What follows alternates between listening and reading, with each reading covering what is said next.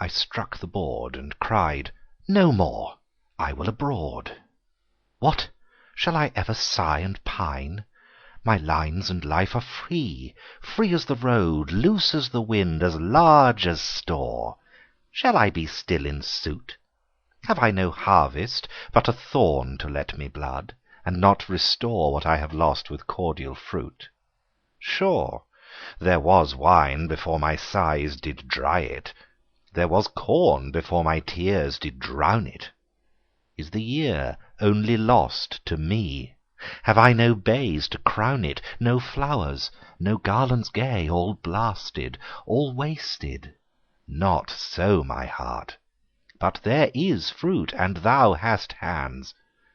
Recover all thy sigh-blown age on double pleasures. Leave thy cold dispute of what is fit and not. Forsake thy cage, thy rope of sands, which petty thoughts have made, and made to thee good cable, to enforce, and draw, and be thy law, while thou didst wink, and wouldst not see. Awake, take heed, I will abroad. Call in thy death's head there, tie up thy fears. He that forbears to suit and serve his need deserves his load.